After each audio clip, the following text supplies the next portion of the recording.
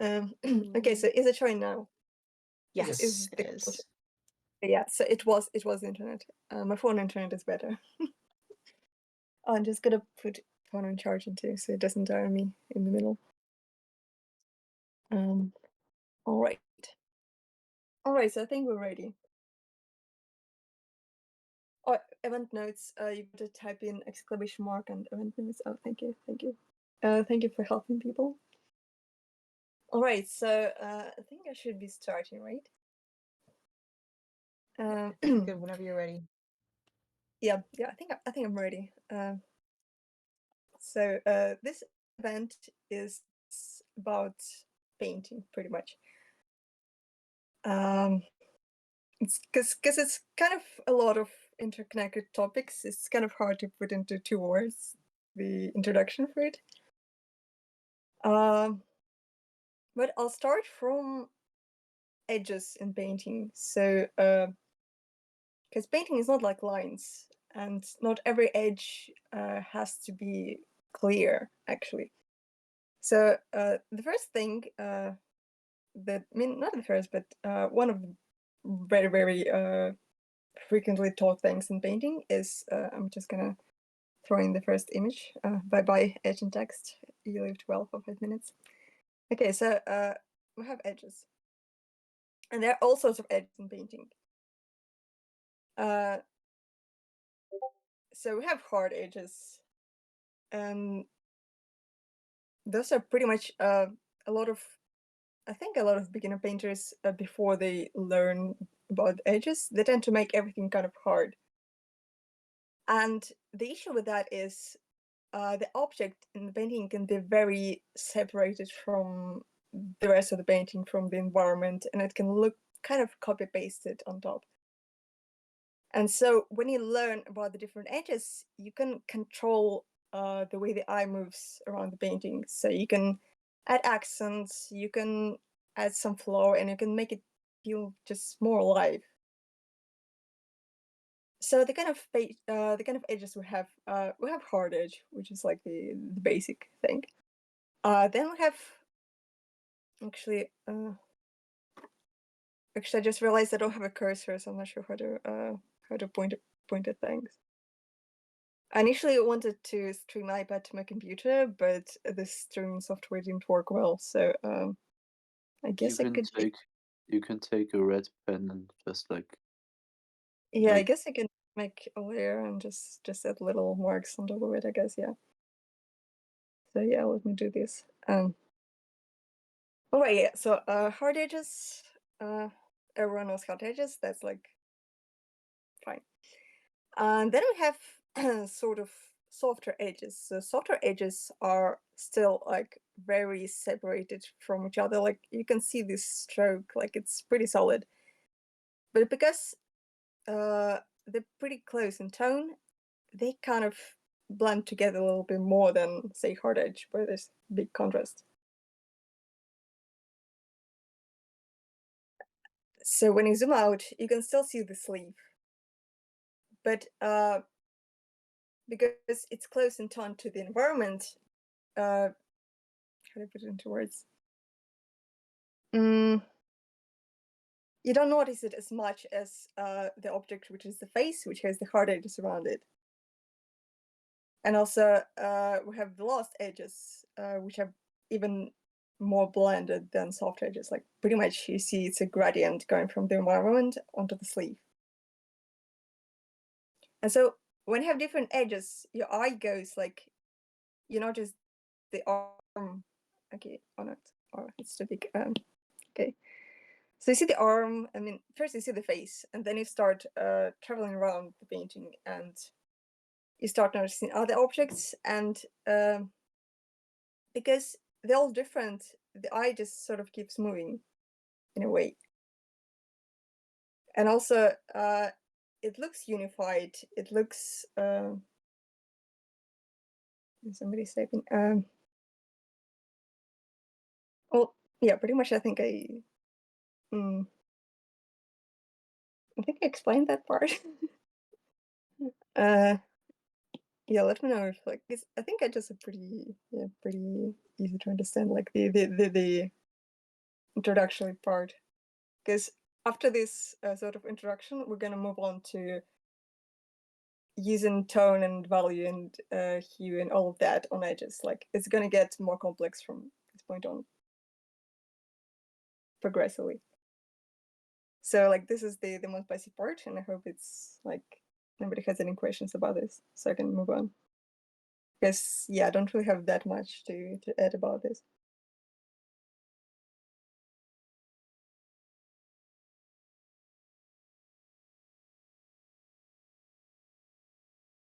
Oh, and also I'm gonna throw in this image came from a blog, and I'm gonna throw in a link to that blog because it has quite a lot of nice materials. I'm just gonna throw it into the event notes.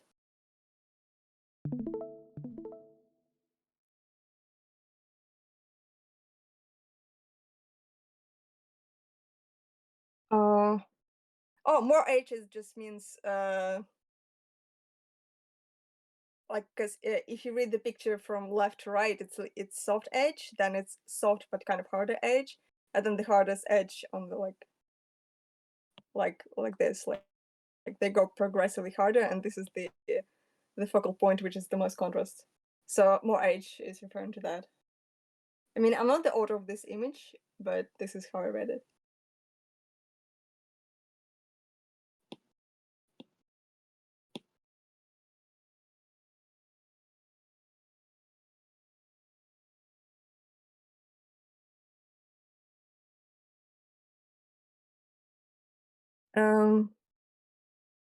Also, let me know if everyone can see the restream.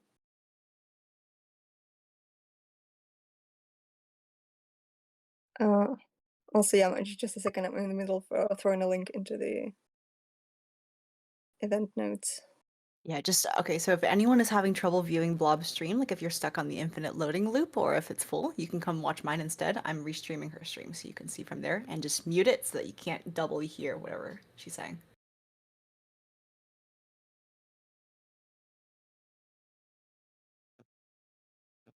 Okay, yeah. Did I answer the mortgage question, Zushi? So yeah, if there are no more questions about this like beginning, I'm gonna move on. All right, so we talked about the edges, and then we're just gonna look at a bit more Sargent because he's really good at edges. So in every painting, you can see like the face is really no, it's just a zoom in. It's a zoom in of that painting with 4 girls and a vase. But yeah, I just really like the zoom in. So yeah, just 4 little girls and a big Chinese vase. But yeah, you can see a lot of edges in this one too. So the face is the focal point. So obviously, most of the hardest edges are around the face. So like you have hard edge here, hard edge here. Then it gets sort of like softer around the shadow, but still very sort of soft edge. It's not a lost edge because the face is the focal point. And then the hair, that's like the lostest edge there is. Like, it's just fading into the background and she's coming out of the darkness. And then everything around, like here we have also hard edge because it also puts more focus on the face. Like, it separates the face from the dress, and you really kind of sort of focus on that face. And then from like in the center, all of the edges are. But then as you move out of the focal point, all the edges become progressively more soft and lost. Like, this is a lost edge, this is a lost edge, lost, and this is soft, but like this is like super lost edges. Yeah, hard edge, any sort of like, the thing in painting is everything is relative. So I think, oh yeah, I'll probably get to that later. I'll keep this question in mind.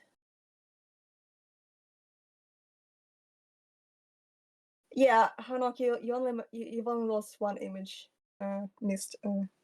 Just basic explanation on the type of soft hard edges, lost edges. Wait, what was I saying? Sorry. I think you were going to answer Fosa's yeah. question about. Yeah. I was saying, yeah, I remember. I was saying everything, pretty much the whole lecture that I'm gonna talk about is about how everything in painting is relative, like nothing is absolute. And that's how there are principles how things work. But then for every painting, things are gonna be slightly different, and you just gotta understand how you can shift things around to sort of make it work. Yeah, I'm gonna keep returning to the everything, not related, relative. Like, because even Relative. with edges, like we have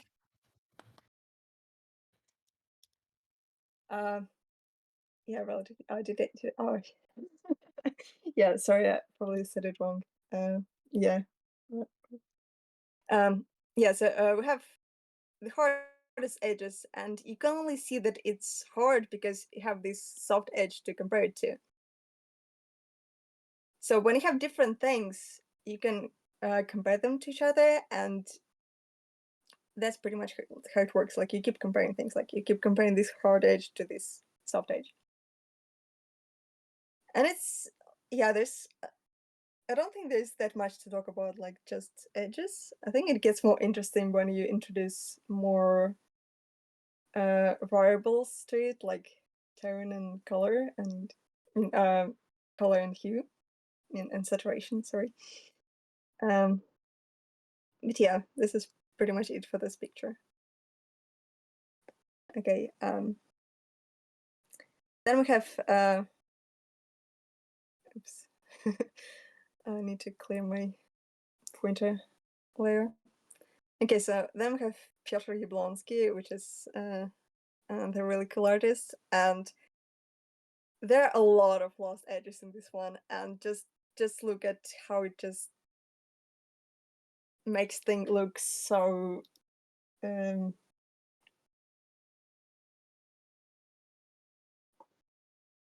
on, I'm just reading the chat. Yeah, it's my first time hosting an event, so I get a bit torn between like reading the chat and saying what I'm saying. So I'm just gonna make sure I didn't miss any questions. Oh yeah, Mehdi, that's a good point. Like, yeah, when everything is hard edged, when soft edged grab more attention. But yeah, here actually you can see in the foreground the leaves are mostly hard edged.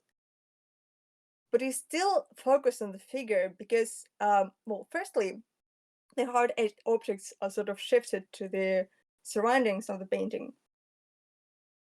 And then the central piece has a lot of negative space around it. And because it's in the center, it's kind of framed by those hard edges. And you still end up focusing on those soft edges. So it really is about how you go about the composition of the piece. That's like the key point of everything. And literally everything I'm going to talk about, that's all just tools, and you can be really flexible about how you use them. Yeah. Oh, I just want to read, yeah, because I think questions really kind of help make sure that I say everything there is to say about it. Blob, I can speak aloud if people have questions for you though, so you don't have to get sidetracked reading all the rest of the stuff people are saying, because sometimes people are yeah. just commenting or just, talking Okay, amongst themselves. Yeah, Okay. I would appreciate Yeah. that. So, yeah. Yeah, sure thing. So maybe if you guys have a question for Blob, just so I notice, can you write like for Blob in caps first or something? So I notice it and I can read it to her. Cool. Thank you. Yeah. Oh, you also threw a picture in. I'm gonna look at the picture because it could be. Oh, because this painting is like fully hard edges. Like this one is actually. I'm gonna get to that later, but I will have examples where everything is actually hard edge, but it still works. So I'm gonna talk about that a bit later.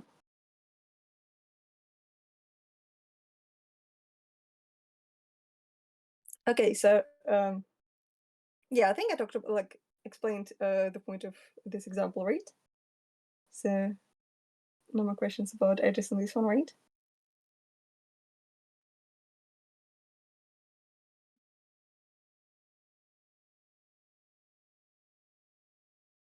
Oh yeah, the artist just gonna paste his art station. I have all the links saved. Hold on. This is like my favorite artist ever. So I'm just gonna, yeah, I think I'm just gonna throw it in event notes so it's easy to access later. Yeah, through the artist in event notes.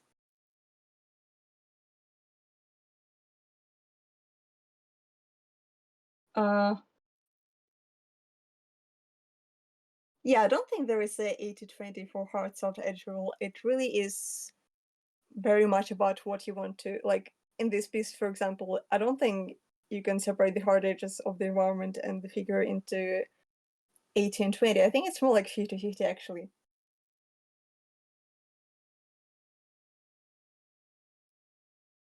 Okay, so yes, so the artist is an event note. It's Piotr Jablonski. It's a really cool Polish artist. Yeah, well, yeah, no, it's not necessarily 50-50, but to me it looks kind of like this. The figure is all soft and lost edges. The environment is all hard edges, and it looks pretty evenly split to me. And the like it all doesn't clash because you have a lot of negative space that's just empty. Yeah, I'm talking about the one on screen.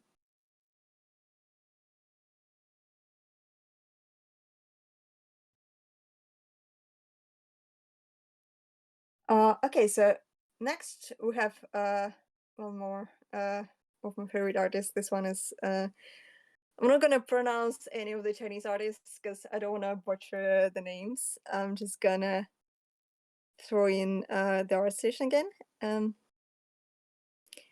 this is an example of mostly, yeah, this is even more soft and lost edges, and that's why I'm just gonna throw in the link and talk a bit more. So we're getting progressively lost in edges, and personally, I too prefer making everything sort of really smudged, really no hard edges. Okay, so through these artists into the event notes. Okay, so here, like a lot of really, like, look at the figure, all soft and lost edges, everything's very smudged, but then the head is a little bit clearer, and those little lines is sort of like, you can see the focal point is the arm, the guitar is a little bit more lost, and then everything he's, I don't know, where's my drawing layer? Okay, everything here is lost. This is like all lost edges. Everything's lost, and then like here is the focal point, and the head is sort of more of a focal point. And then a little bit of focus here, but also because it's sort of low contrast in tone, it's also not as pulling as those focal points. But yeah, everything is very, very lost, both in tone and in edging sort of way.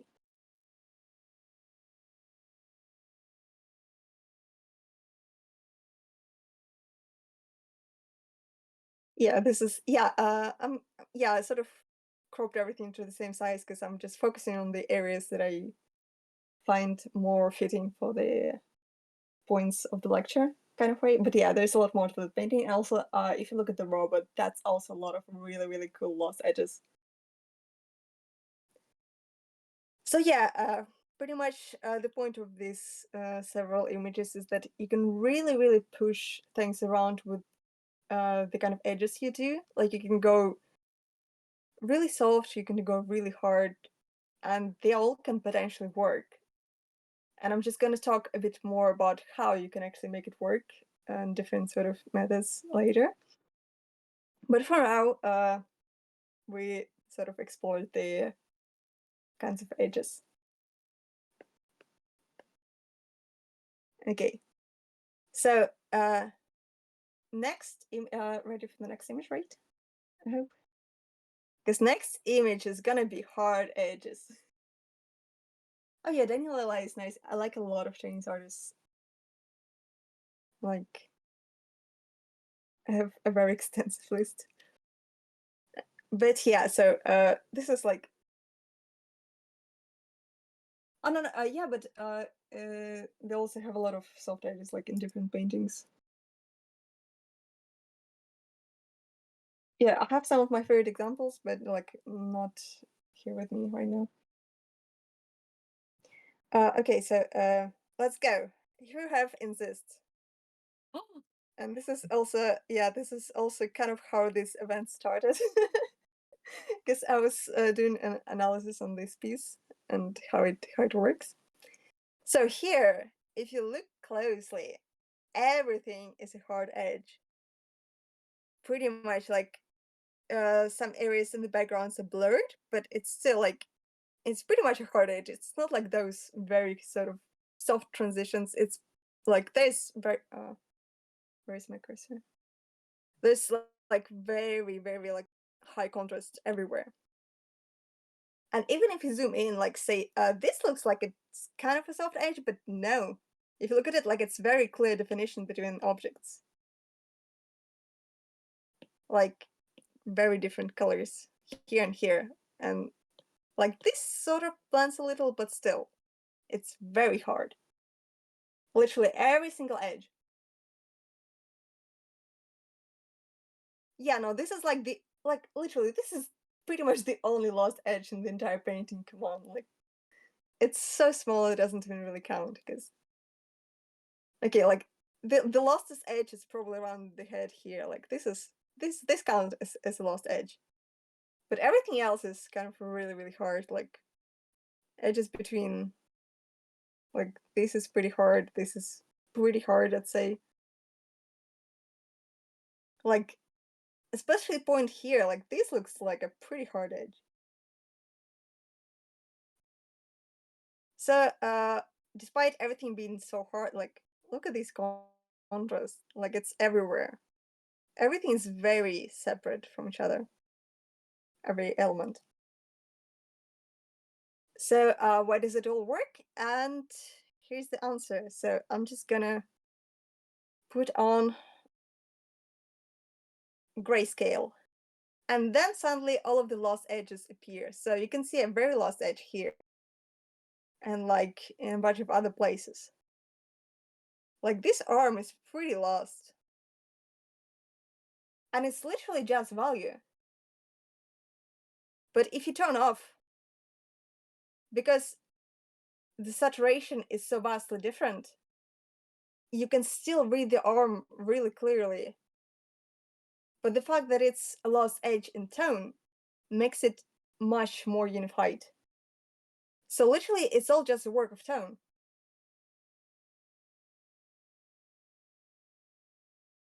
I think it's really interesting the way, so we come into my second point. And that second point is to make anything read, you need contrast. And that contrast can be achieved with different methods. Like it doesn't have to be value. Value is nice, but it's very much not the only instrument you can use. Here you can just use saturation. So this is desaturated, this is saturated, and you can make a really hard edge with nothing but saturation. So this is a really good example of that.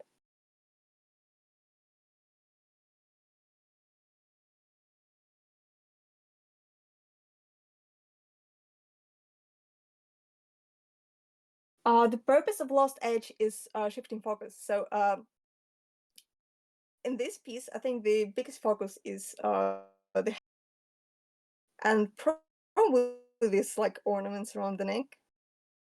And then to shift your focus, like to shift it towards the hand, you want this piece, this place to be sort of lost. So the eye kind of skips this area and goes straight from this focus to this. Then it's still there, but it's sort of in the background.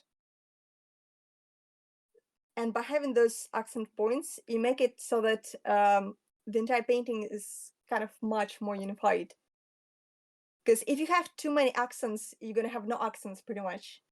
You want to have the difference in importance of pieces of painting to, yeah, pretty much push the accents towards what you want to show in this painting. Did that answer the question?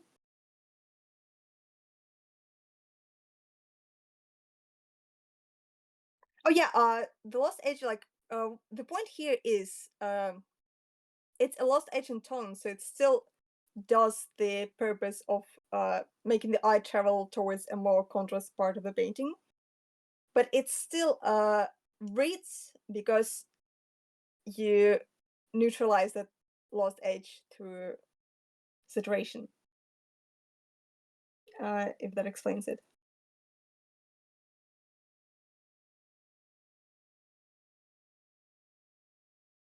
Oh yeah, line art uses different methods, and it's I'm purely talking about painting in this event because it sort of has different concepts going on. Yeah, because it's just different tools and different methods of expression, so they're going to be different. How to approach analyzing? Well,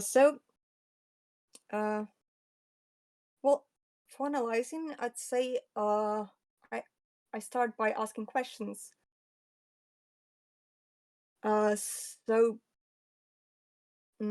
Pretty much I look at it, and so what I know from my past experience is that painting is all about different sort of edges.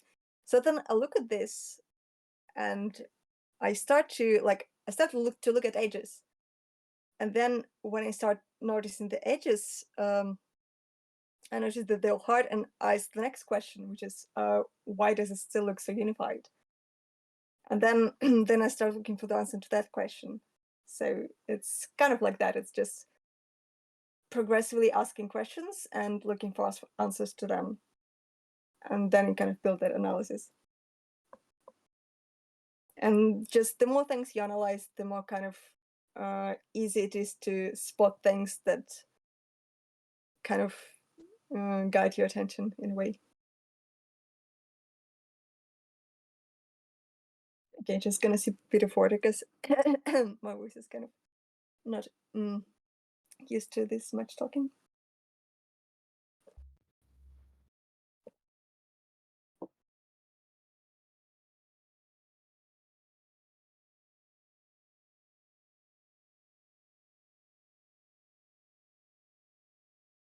And yeah, pretty much what I said is the way you skip the eye, the area when you move from one focal point to another, it is the sort of an area of rest.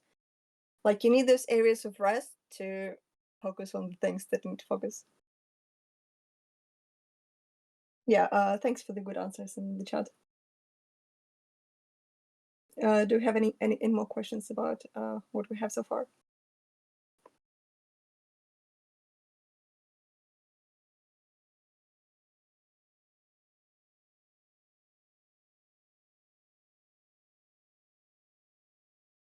Okay, sure. Feel free to also just write down your questions and ask at a later time, because yeah, we still have some things to go through, a lot of things actually. But yeah, if there are no more questions, I think we're gonna move on to the next part, which is gonna. Let me just check the images. Oh no, we're not there yet. We're still on tone. Yeah, actually, it's all. Yeah, main point is it's all just tools, and the point is understanding those tools so you can apply them in whichever way you need in a painting. But they're not set in stone, and pretty much I picked examples that show very different approaches, so that you can kind of see that it's really it's not a rule, it's just a tool, and it's very flexible the way you can apply it. Okay, so next, let me just remove the extra layer. So next is another piece by the same artist. Actually, I think I forgot to throw insist into event notes. Hold on, because we have okay.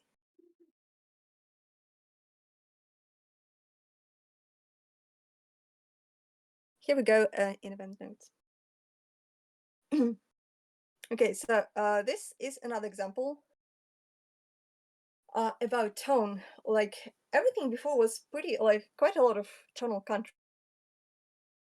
contrasts, but here everything is very, very mid-grade. Like it's only a part of a big piece actually, so it's like it might not count, but also it does work as a separate painting too, because like it has the values, it has the sort of like, especially if I zoom in, it still works. But anyway, here the point is, when you want to make, like, look at this confetti, like this bright pinks.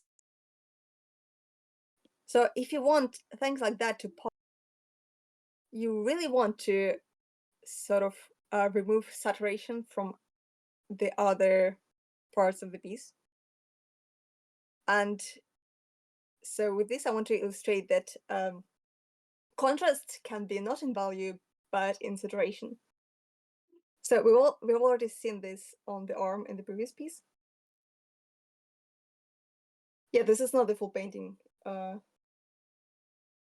This is just a fragment, because I'm not talking about entire paintings. I sort of just threw in examples to show the kind of points I'm making. So yeah, the point of this one is, yeah, they're all cropped. Everything, pretty much everything I'm showing is cropped, because I want to focus on specific areas of those paintings. Okay, yeah, so value is one point of contrast, but contrast and saturation really makes those things pop. And also especially because this area is so low contrast in value, and there's no other contrast. The contrast in saturation really starts to pop. So when you remove contrast from other two, so okay, so let me just go back to this. You can have contrast in colors, like when you have colors of a different side of the spectrum, like say red and green, all that stuff. Then you have saturation, and then you have value. Pretty much all of the LAB sliders, by shifting them to different sides of the spectrum, you can have contrast. So if you want to push contrast in one area, you need to remove contrast in other areas. So if you remove contrast in tone, you can really push this contrast in saturation.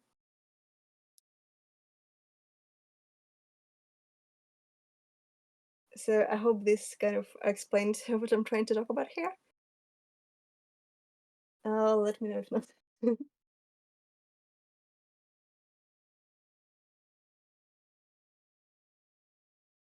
Because I'm going to be talking more about using different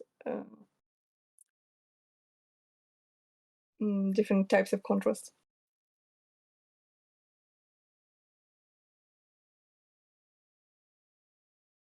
Now, was that stuck about noise? Andrew, what do you mean by grain is the opposite end of soft edges? Because grain is pretty soft, I'd say. Grain is soft. Okay, Andrew's just doing Andrew shit. You can move on. Okay, sure. Okay, then since no questions, we're gonna move on to the next thing, because yeah, this was a pretty small point. Okay, so the next thing is another illustration for the sort of. This one has two contrasts, so everything else is pretty low contrast in tone and pretty low contrast in everything else. But then the ear really pops, because ear is different both in tone and in value. So when you add two contrasts, it makes things pop even more. But to have that contrast, you kind of have to make everything around less contrast. Yeah, just sense come. Yeah, no, actually it is, but yeah, like it's not even that much different in value. Yeah. Yeah, this just shows the, yeah. This just shows how the saturation, okay, no, this ear actually, the contrast is in both hue saturation and value, because it's orange with blue, it's desaturated versus saturated, and it is dark versus light. So it's like all possible contrasts to shift it to the ear. Oh yeah, this is also another one by the same guy that I threw in event notes, with his, which is the first Chinese artist. Yeah, I just don't want to butcher the names, so I'm not saying them out loud. I only know how to read them, not to know how to pronounce them. Okay, yeah, so I think I pretty much illustrated the kind of little points I was making here. I kind of want to move on with the next point. That's all right. So yeah, we have edges, we have contrasts, and we have like 3 tools for making contrast.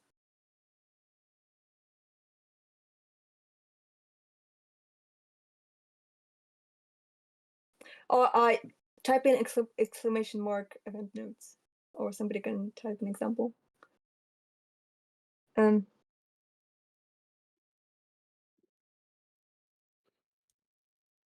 Okay, so I'm gonna move on.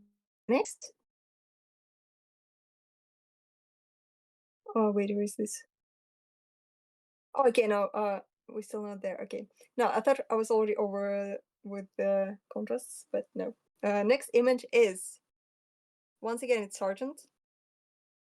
And this one, okay, this is a slightly different use of saturation. Oh, hold on, we have a question. I'm just gonna go back one slide, one more. How do they accomplish so detailed with no hard edges?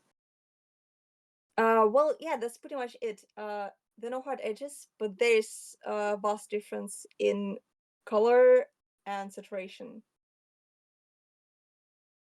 And because there's like, you make those contrasts with different tools, it still reads. So I mean, that's the same as Impressionists. Like, you go farther away and it's sort of, you can see that image. Like, if you're like me and you're pretty blind without glasses, you take off glasses and everything's gonna be blurred. But it can still, like, it still works. You can still see all the objects. They're just very blurry. So that's pretty much how. And also, yeah, I think, I don't know why, maybe because I'm sort of blind, I just really like very soft edge paintings. That's how I do things myself too.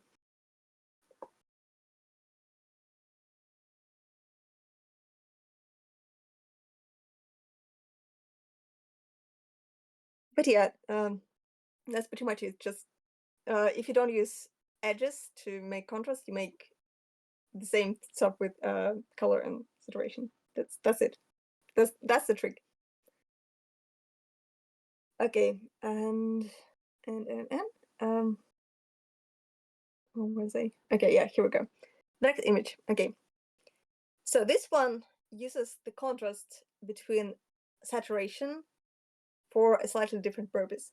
So Sargent does this in a lot of paintings, but this one illustrates it the best. If you look closely, yeah, I'm just gonna make a layer for nose.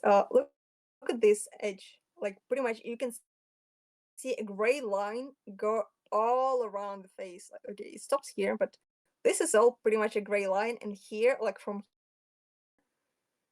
it's pretty close in tone too. Like, if I take a brush, like color pick here, and I move it around, and it's pretty close. Like, it's all pretty even in tone. And the purpose of that line is because you have the center of the face and you have the side, oops, and you have the side of the face, and because you add this contrast in saturation, you make the face more round, you make the edge shift, and you make the turn in planes just with saturation. And a lot of classical paintings do that. They just reduce the saturation when the plane turns, and usually the more central parts of the face would be more saturated and more sort of reddish, and then the side would be really sort of gray. But yeah, literally just Oh no, I'm sorry, my broadcast stopped. I'm gonna resume it. Hold on, how do I do it again? Not sure it crashed. In my screen. Yeah, it crashed. I'm on it. Okay, is it streaming again?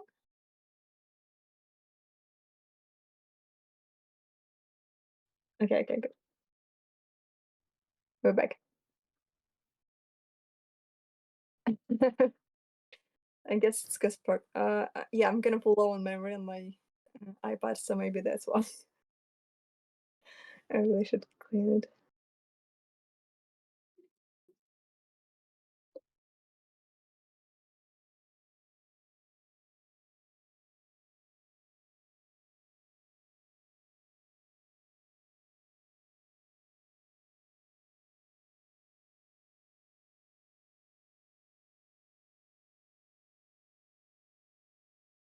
Okay, so any questions about this slide, or we're moving on?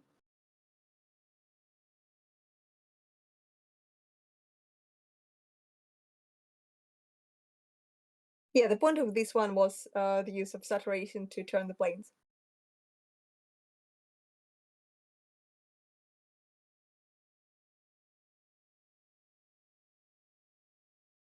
Okay, so if no more questions, I'm gonna move on. Okay, so moving on, we have more classical painting. But in this one, I want to point to a different sort of area. So in the face, the side of the face, because it wasn't light, it was desaturated. Here instead, in the shadow on the fingers, you can see how. Hold on, wondering where. Okay, you can see how the edge of the finger is like the most saturated red, and then when you see the shadow goes onto the background, it gets less saturated. Like you can see, this is like very orange, like reddish, and then this gets like much more yellow and much less saturated. And that's how, like, firstly you make the fingers glow because they kind of have that translucency going on, and then you also have them pop against the background because higher saturation. And it really helps build volume when you sort of shift your saturation around. But also, yeah, here in light too, like it shifts to a less saturated edge here.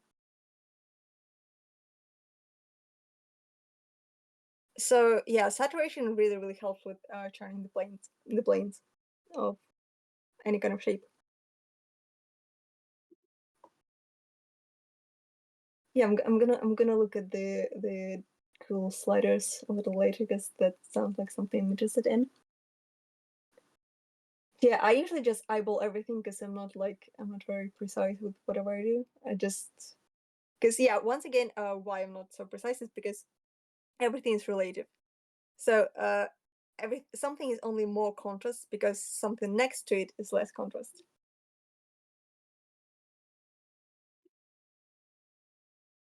No, I don't actually do edge thumbnail before I start. I start randomly, and then as I go, I decide on things. Like I start with pretty much everything being soft edge. I mean, lost edge. I work with a very sort of like, my brush is like this. Let me just demonstrate. My favorite brush is like this. Oh no, hold on. Gotta make it.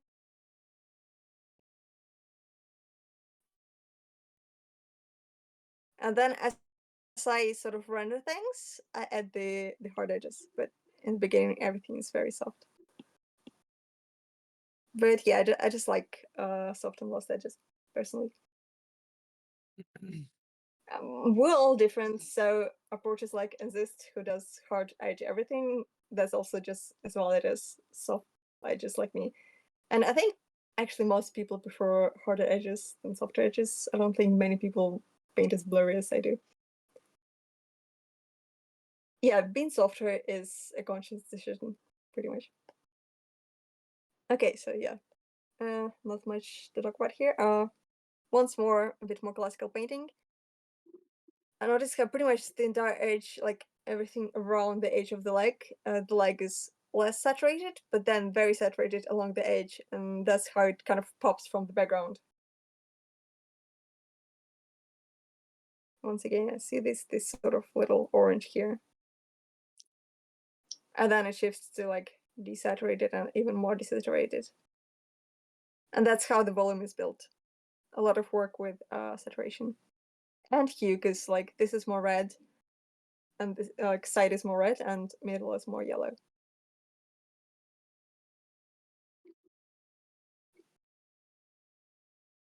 So yeah, just different approaches with like whether like any part can be more saturated or less saturated. Point is, you just need to make sure you have a difference somewhere, because everything is relative. I mean, relative, right? I remember I said it wrong the first time. Relative or relative, whatever with the stress mark.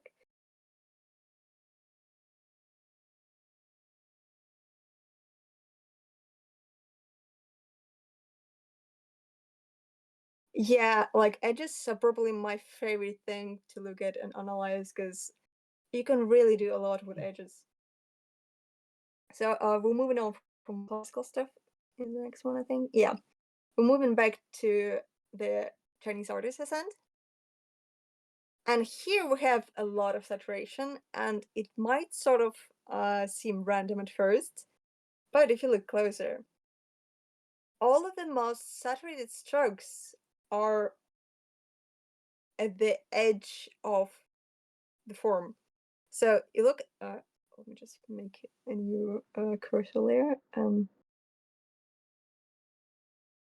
Okay, if you look, like, this is like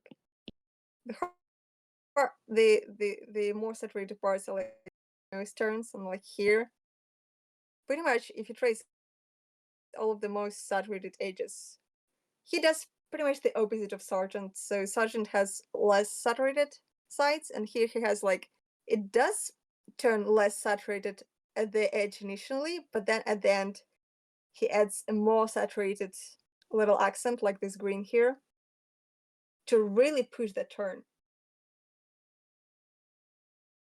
I mean, I'm not sure like whether they're yeah, I'll just say they, because I don't want to be wrong.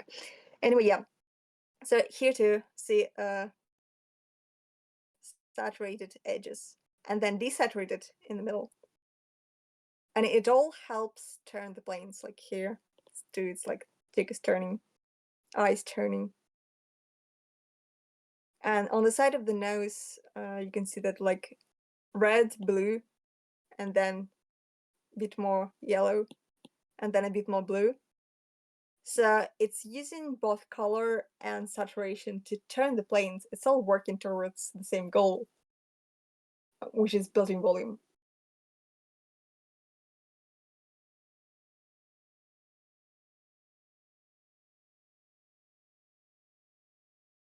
So I think this is my point from here. Do you have any questions? Yeah, so is like the switching in colors and saturation used as a more subtle change in planes than like with I would the say it's more, shadow? than with what? Than with like with shadow when Oh, with there's volume. shadow It means used. with value. With Yeah, value. Yeah. yeah, because when you use saturation and color to turn your planes, you kind of leave more freedom to use value for contrast in other areas. So here, because the turning of the face is done in color and saturation, you can really push that contrast between the darker surroundings and the lighter face and hands. So by using contrast in one area, you leave other types of contrast to use in other areas, because you have 3 of those to go around with. and you can use them like for different areas and in different proportions, pretty much.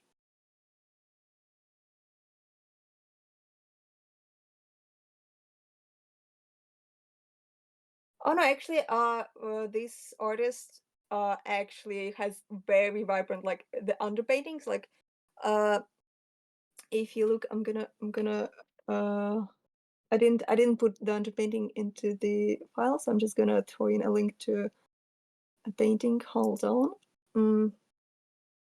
because you're talking about the underpainting.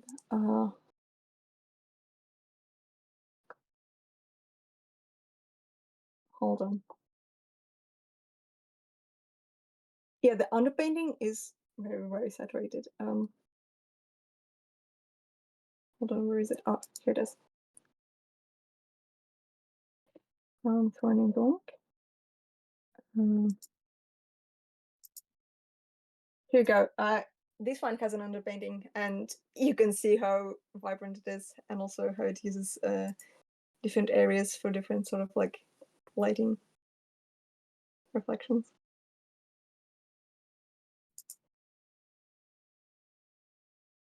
Yeah. I also prefer, like, generally from my experience, usually the underpainting is much more bright so that you can cover it with muted colors and still have it shine through. It's done that way in classical painting because yeah, I'm fairly sure that's the underpainting. Well, I could be wrong, but also when I work, I kind of work like this too. Like I have a bright underpainting and then I cover it in top.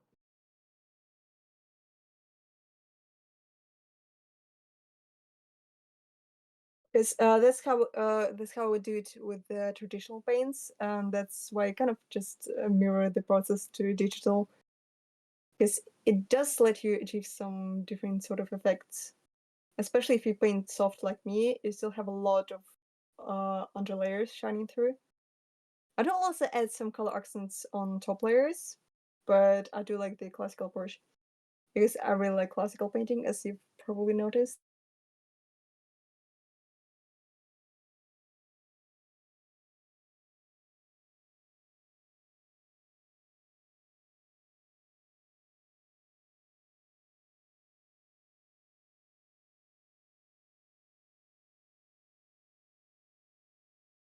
But yeah, it doesn't like, regardless of the approach, you can always shift things around, especially digitally. Like it's a bit more tricky traditionally because, yeah, it's not really a point of this lecture. That's a whole other sort of can of worms. Oh yeah, this is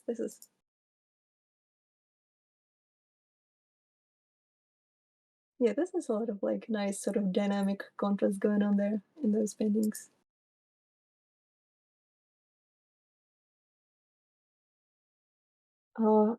Did I miss any questions?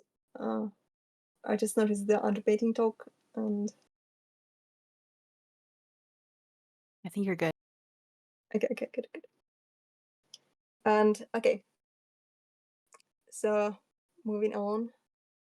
Yeah, I think I threw in a couple of more paintings, but it's pretty much the same point. So I'm just gonna, yeah, just. I think this one is more of a chromatic aberration sort of effect going on. Because it's really sort of blue, and chromatic aberration tends to be sort of like that. But yeah, it does see, it really helps turn that arm back and also create the contrast between the next figure.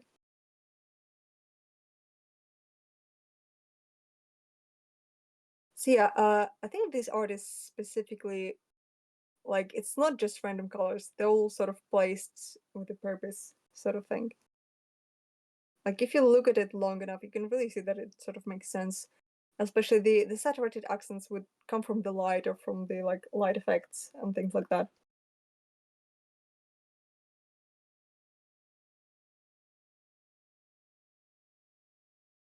Yeah, just one more from the same artist, because yeah, it's one of my favorite artists. I always have one painting by them open in on my screen whenever I paint, and I think it's noticeable.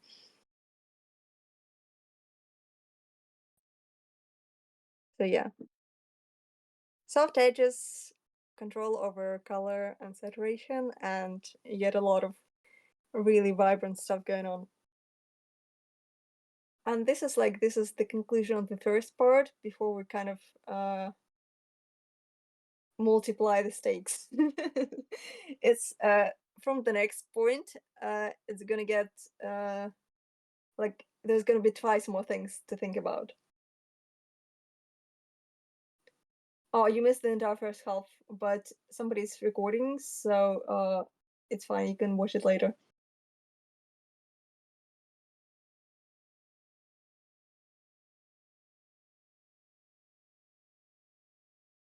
Yeah, I'm glad that you find this helpful.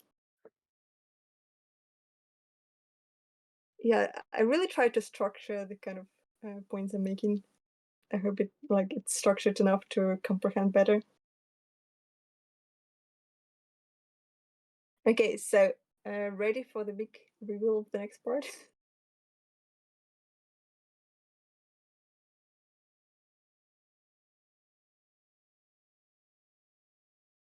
Okay, well, I'm beginning the next part. Okay, so this image here, this is when my journey into pretty much thinking about hue, saturation, and value started. Like one day I was just looking for Bouguereau, pretty much all of the paintings that were in Sargent were Bouguereau. It's just another really good painter. I kind of forgot to throw in his name because he's like really famous. But in case everyone missed, oh no, actually no. This one is by Velasquez, but I just forgot to throw in the name. So I guess I'll just throw him into the notes because I think everyone knows Sargent, but probably not everyone knows the other guy. And just, yeah, this is enough to Google. Sorry, I'm bad with names. I just remember the surnames. Okay.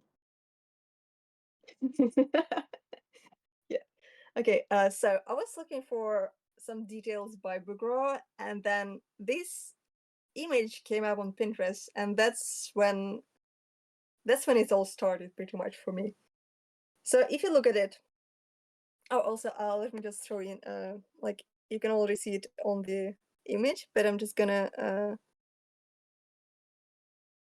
throw in the link on the whole article into the notes.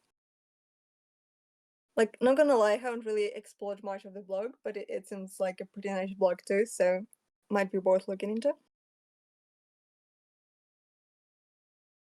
But yeah, let me just talk more about yeah, this is, yeah, okay, I can't pick my favorites because I like a lot of them, but I think like this one, the one with the underpainting, and the one with the really soft edges and the robot, those three are probably my favorite by this guy.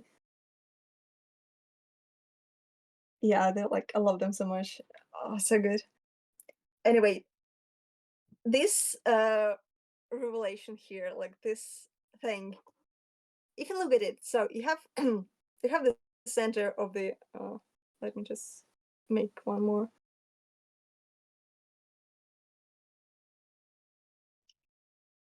The artist of this is in the it's in the event notes, is the first Chinese artist.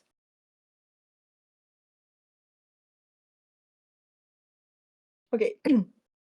We have the sort of the biggest highlight, the center of the sphere, and it's cool.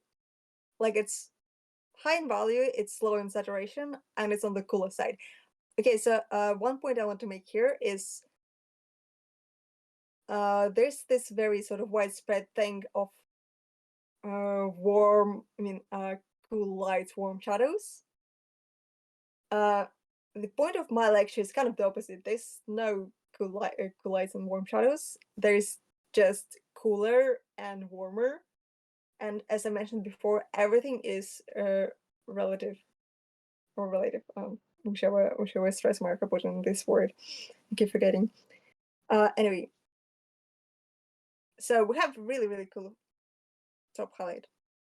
Very, very light, low saturation. Then it too cool, but still more saturated, sort of middle light. Then it gets even warmer. and then as it turns further, it shifts one more into a very desaturated area. So it's sort of sandwiched. So you have cool, then warm, then cool. And then as it turns into the shadow, it gets warm again. And then so it is cool lights in classical painting, because that's how the light works when you have like north facing windows, like the sky reflects and you get cool lights. And warm shadows, but still like there's so much variation going on there. And if you keep those micro sort of sandwiches in your mind, it really helps build that volume, because you have all those little sort of areas of bumps on the forehead, and you just build it with those use of warm, cool, saturated, and desaturated areas. And also another point here is that you have the overall value here and you have overall value here. So you have these local contrasts, and they're like their contrasts in their own way, but they're less contrast than the overall contrast. Because yeah, everything is relative, whatever. Somebody please tell me which is right. I keep forgetting. I just want to make sure I remember for the future. Is it relative or relative? Relative, right? Relative, I think. It's The first, relative. yeah, relative. Oh, Right. yeah. Thanks. So 'Cause, yeah, relative is when things are something in relation to each other, and related is Yeah. when things are the same. So relative Yeah, is 'cause what you're looking for. I think I always usually said relative. I mean, yeah. But I guess I said it right. I mean, wrong at the beginning, so I've been confused ever since. Now we get Okay, it. No worries. You got it. Relative. So pretty much what we're doing here is we're having the big contrast, overall contrast of the piece, and then micro contrast everywhere around. Like everything is like every little area. When you keep shifting the soft, I mean, they are cool, warm around the where all of the little forms turn, you really get that vibrancy going on. Like it really helps build those little intonations of the painting. And firstly, it describes the form better, but also it just makes it look more real and more sort of vibrant. Because vibrancy comes from, like, as mentioned in the previous examples, vibrancy is built when you have the less vibrant areas to compare it to. Because if everything is high saturation, it's all gonna look like you have no accents at all. So anytime you want anything to pop in any sort of way, you introduce contrast, and these are all the tools to achieve that, pretty much. So any questions about this little addition?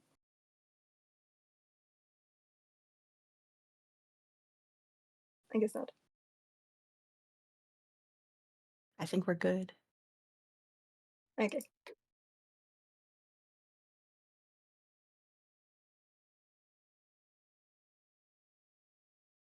Okay, so moving on. So this was Velasquez. Next we have a bit more Bouguereau. So here what we have is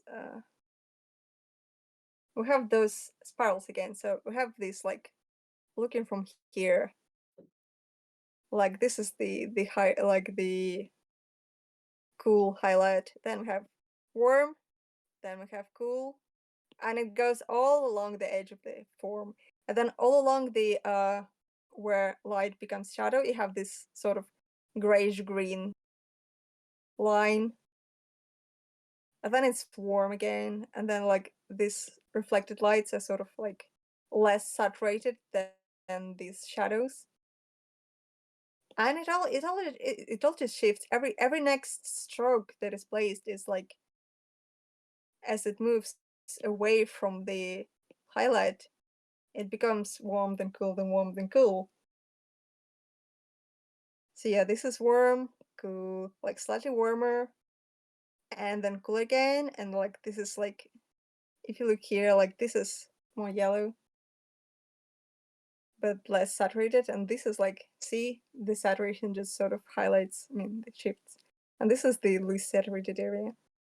Like if you zoom in, you can see a lot of those shifts. And so this is how classical form is being built. Especially, yeah, Bouguereau is really, really good at those sandwiches. I like this term. Thanks for introducing it to me.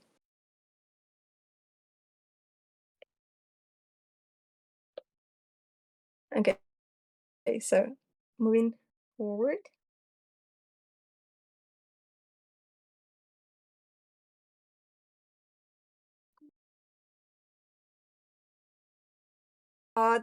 The issue of gray and yellow is a bit different because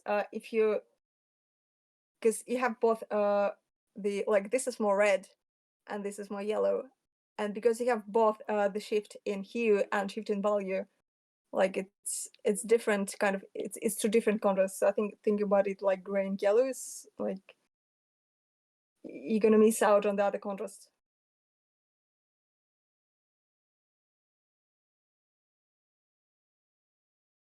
No, warm is cool. It's not like you're talking about like gray is saturation. Warm is cool is red versus yellow. Yellow is less. Yellow is sort of. Actually, no. Red is cooler. Yellow is warmer. In painting, usually. I'm gonna show an illustration of that later, but yeah, generally red is cooler. Yellow is warmer. In a lot of places, except for when it's on the face. On the face, it's usually like the other way around. But here, the cooler. Actually. But yeah, anyway, the center is usually redder, and then on the sides it's more yellow.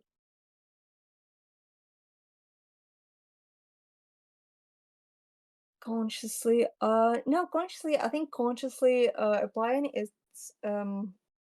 you separate your object into lights and shadows, and then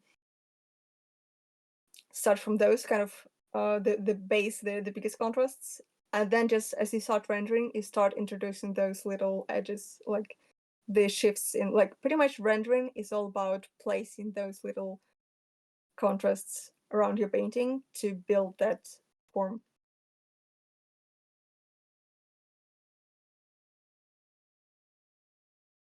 Oh yeah, true. Okay, so in classical painting, a lot of warm and cool is built with yellow and red, not blue.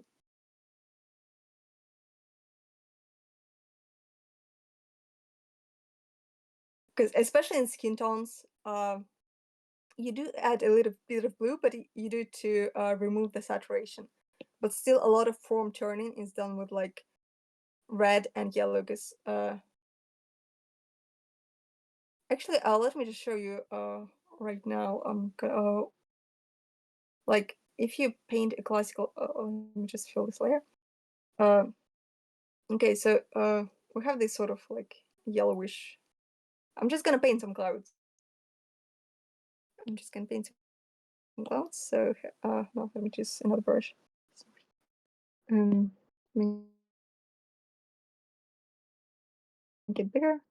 Okay, so we have some sort of like whatever cloud, and some cloud here. And I'm gonna make it slightly redder, but yeah, still give it. Okay, so we have some clouds. It's all like sort of pretty much yellow, and then I switch it to red, and I turn down the saturation to 0. Also, you'll notice that grays from like reds and yellows will be slightly, like, they will look slightly different.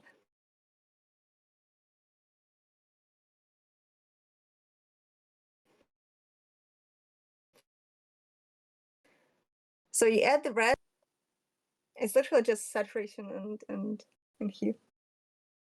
Now it doesn't look blue to you. It looks pretty blue to me.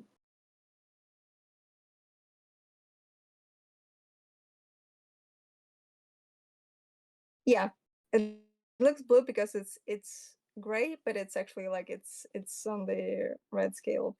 And then if you place like a yellow, it's gonna be, see, it looks like, if you zoom in, it looks more, it's gonna be slightly more green. usually I notice like desaturated yellows feel greener, and then desaturated reds feel kind of bluer. Just from my experience. So yeah, that's how you pretty much in classical painting all of the warm and cool shifting is done with yellow and red. Well, technically there is blue added, but it's for desaturation.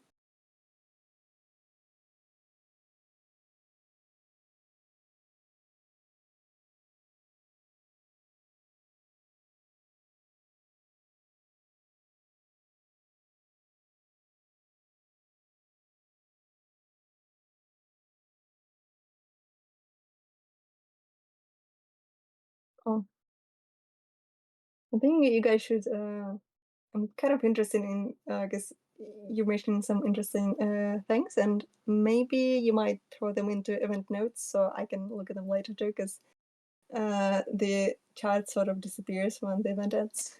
I mean, it's logged, so just could you just throw any kind of resources people throw in here, just to throw them into events notes, please, because I want to look at them later.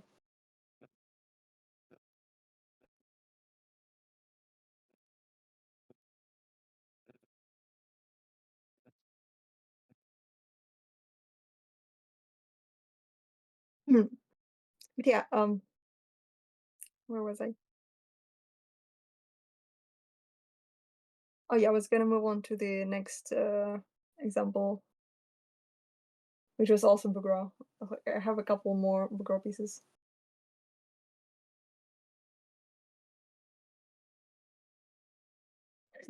Oh no, it doesn't blue anymore.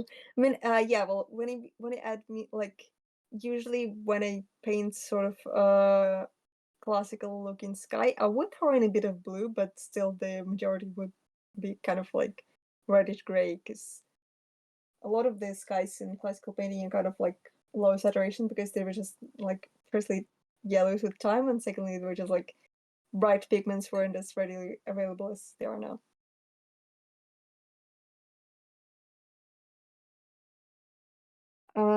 Okay, so here once again, using contrast to shift focus, like the arm is overall rather cool and yellow and in shadow, and then you have red accents on the shadow on the, like, here and on the hand, and it's really, like, you can see how, because there's not much red in the painting, the parts that do have the red really sort of make you look at them, because red is very contrast to the green foliage and the yellow of the arm. It really shifts your focus.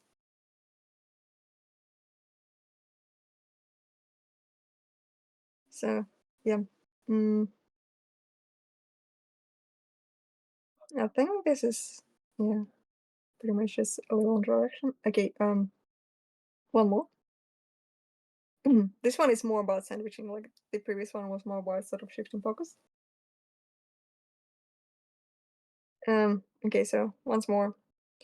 Extremely cool highlight. Like it looks almost bluish, like this pearlescent sort of highlight. Then actually let me look at what color it is. It is actually blue. Okay, and then it shifts on to yellow. Let me just pick a more saturated brush so I can show. Okay, so then it's bluish again. And then as it shifts here, it becomes more red. And then it becomes like, this is probably the most saturated part of the shadow between the two legs. And then the sandwich repeats once more, like saturated, desaturated, saturated, desaturated. This part is slightly more yellow, and then it turns slightly more red again. So a lot of sandwiching going on here. And that's why it looks so pearlescent, and it's like, also I noticed when you do more of those shifts, the entire thing gets kind of much more glowy and much more vibrant, like it, because all of those little contrasts work with each other and they look more sort of alive to me. in a sense. Because when you have pretty solid in color and saturation areas, they feel more sort of flat. Which is fine too, I mean, the different kind of paintings. But like, this is one of the reasons why I like the classical painting so much, because all of this complexities are really appealing to me.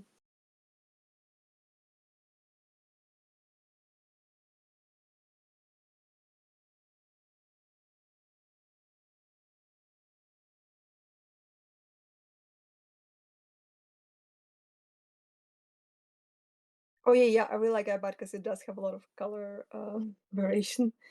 A really good screen. Which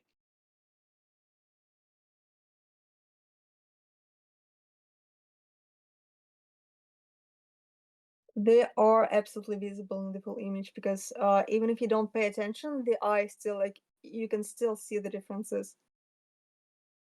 I mean, you don't know, but it just, like, you have this, like, subconscious feeling, like, this looks kind of really sort of shimmery and vibrant, and, like, you can just sort of see, like, you can see, like, this spot here, like, it's a little varying complexity, and it's also like, if you look at a, like, sequin dress, it's all just, it is subtle, but it's, the eye does notice, like, the eye notices a lot of details even if you don't think about them. Like, I see a lot of things. So if they are there, you're still gonna see them subconsciously. Like, if you want to see them consciously, you just have to, you just have to train your eye. You just look at a lot of paintings and just think about how they work. Like, just compare, like, keep comparing. I think the key to learning is to just, like, you compare. Like, the way I analyze things is I have sort of a database that I already have in my mind, and then I look at a new thing and I compare it to the knowledge I already have in my head. Like, is it different from what I'm used to? Like, how is it different? How does it work?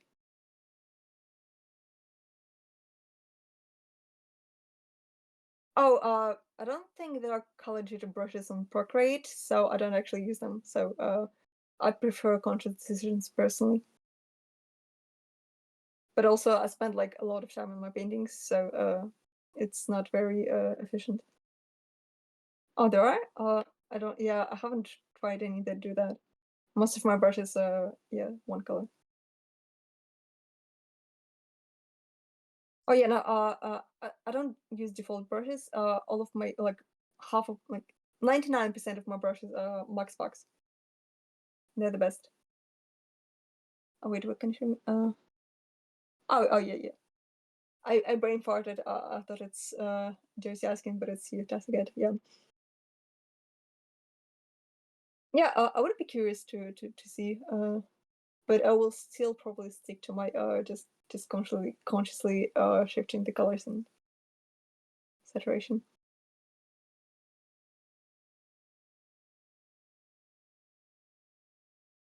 How do I just okay, so let me, I'm just gonna think for a second about how to answer the question about how I shift the temperature. Mm. Like, so when you start a painting, you would, like, the first thing you would decide is the main sort of light and shadow difference in value and difference in color. So, like, you would decide if you have, like, classical sort of orange shadow, cool desaturated lights, and how different they are in value. And so from that point, you would sort of narrow your decisions. Like, first you would decide the bigger parts. Like, you would decide the line that goes like this like this hue that goes between the light and the shadow, and then the next, and then you would just, like, get smaller and smaller and smaller, and then as you keep rendering, you just make smaller and smaller decisions. So you just start from the big things, and it does, like, every painting looks pretty complete after the first, I don't know, 3-5 hours, at least for me. But then as you render, you add those little details, and that's when it kind of really gets alive. Like, I do tend to over render too, but still, I feel like they really make a lot of difference. But the point is to just go from, as always, from big to small. Like decide the main areas and then just progressively get smaller and smaller and smaller. And also, as you get smaller, the contrast between the shifts also becomes smaller. So you just got to make sure that like all of the contrast you have within the lights is not going to be big enough for it to become vastly different from the shadows, because you still want to have those like big shapes readable. Like you want to keep them whole. You don't want to make it too different. But the small shapes really sort of add a lot of things to painting.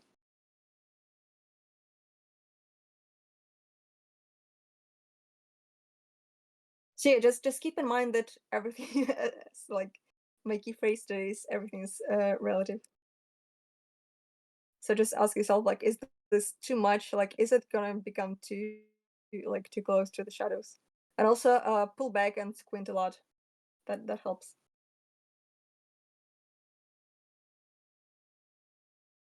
But also, yeah, there's a lot of practice. Like the more you do it, the more kind of subconsciously you make those choices.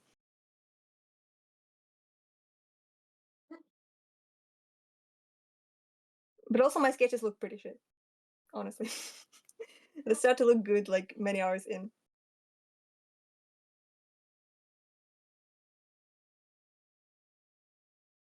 Yeah. It's big, medium, small, but also add hue, saturation, value. So it's like the 3 and the 3, and you got what painting is all about. Pretty much.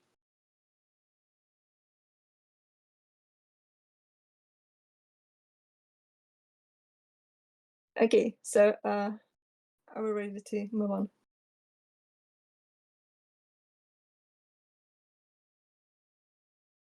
I think okay, I threw in a couple of Rembrandts. Like, okay, this is my favorite painting by Rembrandt. And just look at those juicy sandwiches on the face. Okay, so we have once again a really yellow highlight. It's actually, I think, a lot warmer than usual. And then it shifts to really sort of. Actually, oh, I'm under the pink. Okay, and then it shifts to really sort of pink red. And then it shifts into really desaturated age.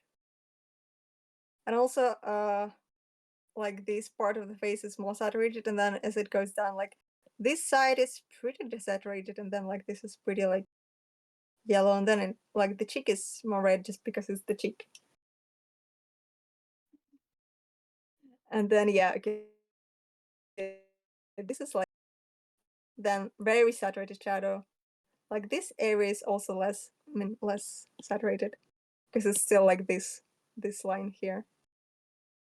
And then like this is saturated cheek, and also this area is also like this is the edge of the skull, so this is also less saturated. And then once more like redder, and once more cooler, more yellow.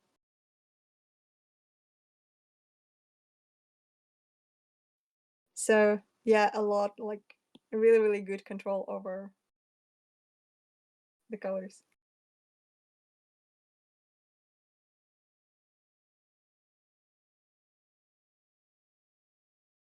And just yeah, this guy is kind of similar. Just yeah, I just love the way I remember did it in those like more polished portraits.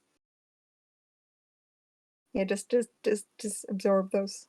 Like, look at this. Like this is the edge of the, like this is where the skull is, and it's literally a gamer's first. Yeah, this is you can see this desaturated line just separating the cheek. Because yeah, this is oh no, I'm under the layer.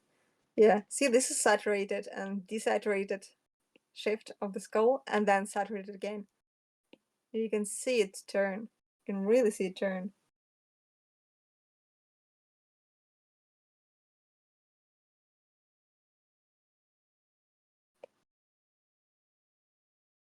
all very, very conscious decisions. Okay, so moving on. I think everyone knows this guy, but just in case, I'm still gonna throw him into event notes. Just in case.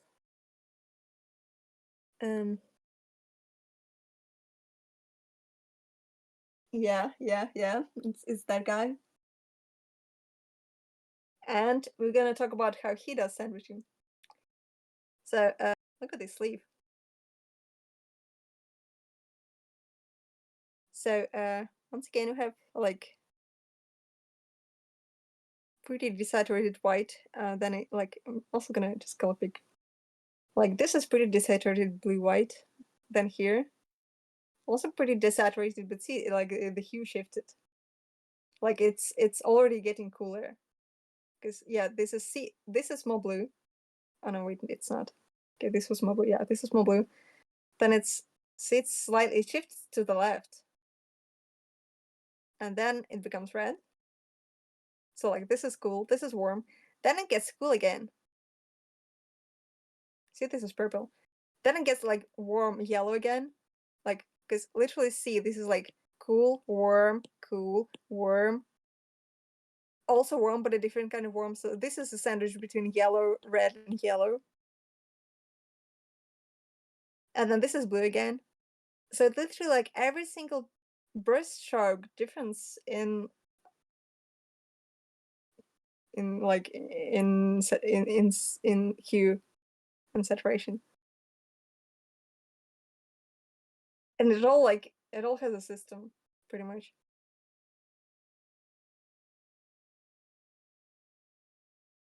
And also here, you can notice how, yeah, pretty much, yeah. Same thing here, like, this is kind of more, just look at it, like, this is a warmer red, and this is like a cooler red. This is on the warmer side, and then on the cooler side, and on the warmer side. And once again on the cooler side, like, you can see this, like, tin.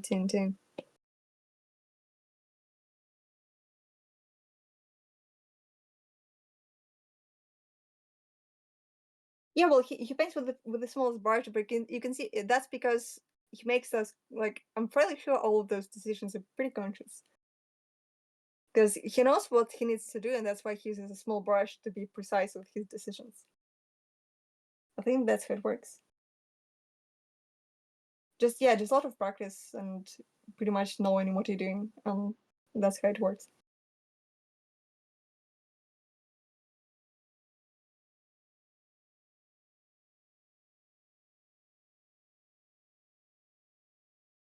Yeah, alternating temperature is not just a visually appealing thing. It just helps turn the form. Like, you can see that they're not just there for a reason, but you can see that this fold is like this, and then it's like this, and like this, and like it's all describing the form. It's not random. It's not just cause. Because like if it's a plane, it's gonna be pretty solid in hues, and it's only like the shifting happens around the edges of the plane. So when I say the micro shifting, it's like micro turn of the plane. It's therefore it's describing the form. It's not random. This is like the key point.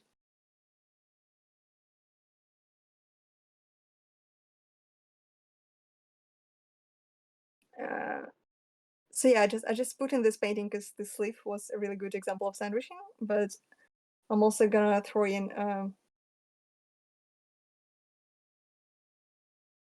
just my favorite painting by him, like ever. I just have this as my I just have it open at all devices whenever I'm painting. Like I have it on my computer. I also open it on my phone, and it's like it's my favorite painting ever, I think.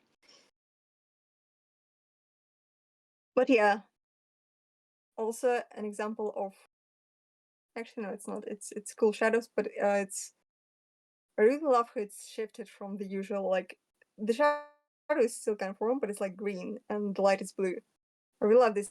It's like pinkish cheek and then bluish, sort of like pink, blue, more desaturated yellow, but still you can see like the shimmering of this blue on this yellow is really, really nice. And then a red core shadow. And then the edge of that red shadow is also kind of more green. So green, red, green, blue. Just a lot of really, really, really nice things going on.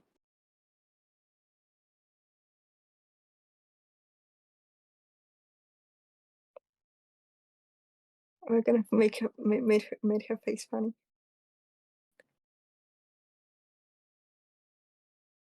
Oh yeah, he does tend to rent, and also personally, I kind of prefer his older paintings.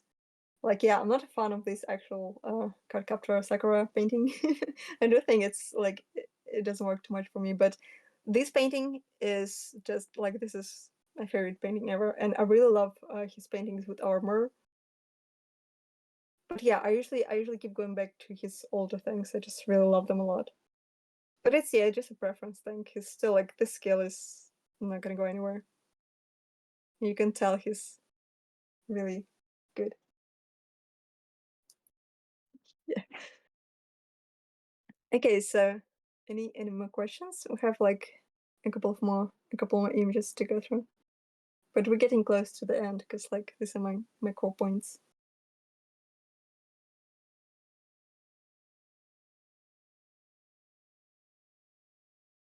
Yeah, I feel like a lot of his new work is more technical. It has a bit less soul kind of thing. Even though that's all just fictional, but I just, I like the old ones. So anyway, we have a bit more Sargent. And we're going more into a low contrast territory. Because low contrast is like, I like low contrast and it's really interesting to look at. So here, once again, we have really, really sort of low contrast everything. The hardest edge is between in the shadow between the dress and other dress. Oh, there's another woman standing there. It's a crop, just as everything else. So the nice part here is like we have this dress. Like, look at this shifting of hues as we turn the form, and then a yellow line between the dress and the other dress really sort of separates the form. Not with value, but literally with just the color. Like you can see, this is redder, sort of gray. And this, see, it shifted to the right, it's more yellow. And this is more green. So we have like red, yellow, and green, but slightly different in value. So like still it's kind of different.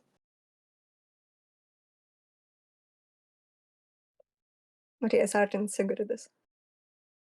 Also, a lot of really nice sort of soft and hard edges. It's always like, look at the soft edge, and then like hard edge and like lost edge. Good stuff. Hey, Block, could you toss this one into black and white for a second? Oh, sure. Thanks. Here we go. Wow. Okay. Like thank really you. like you can see this is all like same stuff. Like look at this. This is like same value pretty much. But because like this is more red and this is more yellow, silver is very different. Also, like it is slightly like, red is slightly lighter than yellow, but still, all of the contrasts like pretty much in low contrast painting, because you remove the contrast from value, you have to rely on contrast from color and saturation. Because if you remove one contrast, you have the others to work with. Because yeah, you have 3 tools. And you can use them in different proportions and in different sort of variations. And you just have to keep in mind that you just have to have things turning and to have accents, you have to use any one of those 3 contrasts. As long as you do that, it's gonna work. It does take some practice to sort of figure out how much and like how to apply them. But yeah, okay, here once more. Sargent. A lot of were the 3 ways hue, saturation, or value? yeah. Okay, thanks. Yep. What about edges?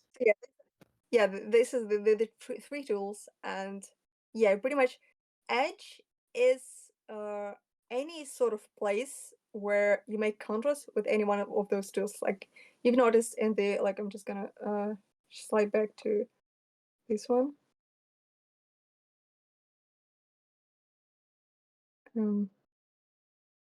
Sort of, where's the turn off? Hold on. Okay, here. Like this is a hard edge on the arm, but it's literally done only with contrast between saturation. So any kind of big contrast in any one of those three tools is going to give you an edge. So edge is not something you can only make with value.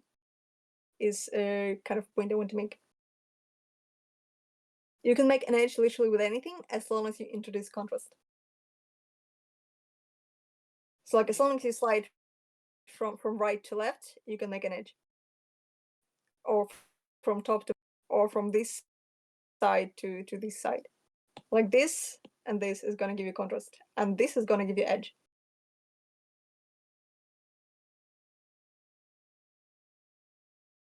Pretty much. So just going back to this.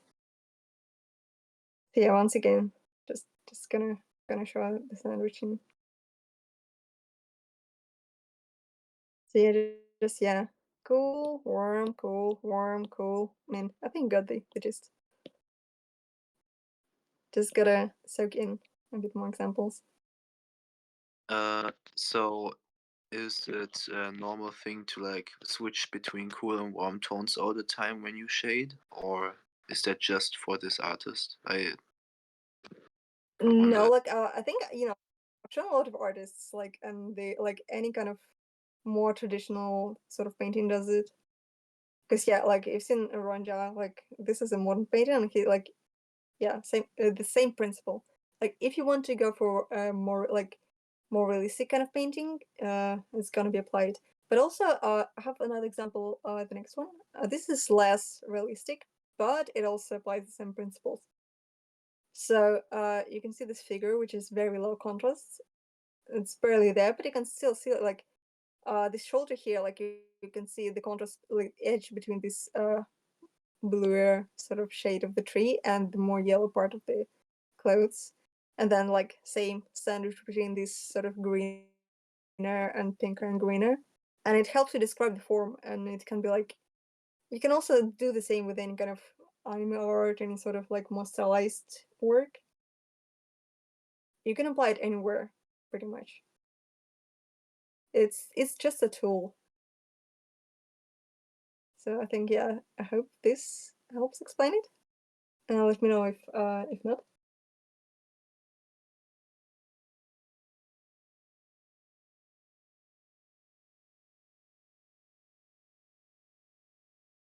And also just one more low contrast example, and like notice like this is like pretty much the same color and value on the table and on the floor.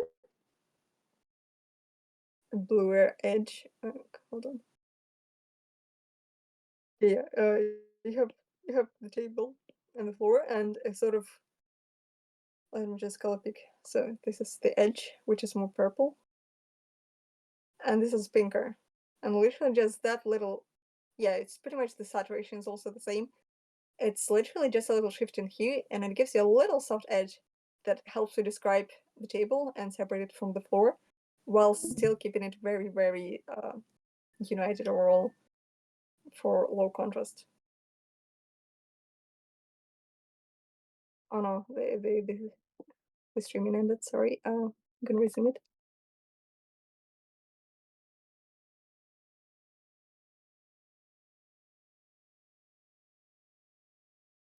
Mm. Hold on. Oh, here it is. Oh yeah. Also, I want to just say, okay, sorry. Okay, is it trying again? Yeah, I'm just gonna answer the question after.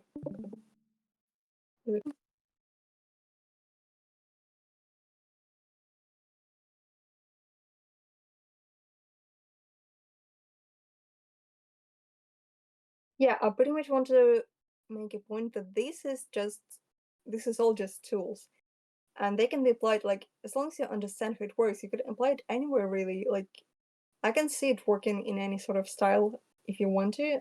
You don't have to, like, if you work with, say, lines, obviously you wouldn't need any of those color things.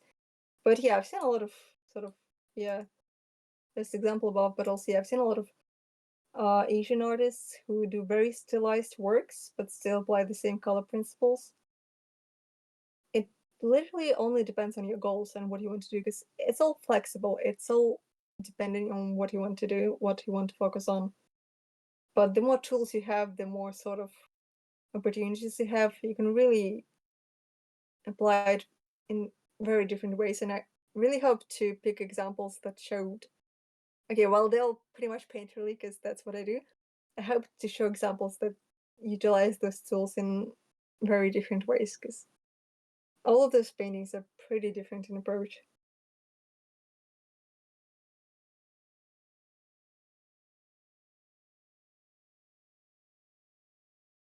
So yeah, this is pretty much, this is all that I have prepared for today's event. So I did want to, like, I did think about doing some sort of practical thing, and I thought maybe you could pick some sort of painting that you would want to practice this on. Like, you could take some sort of piece that you maybe, I don't know, not satisfied with, and try to alter it with this knowledge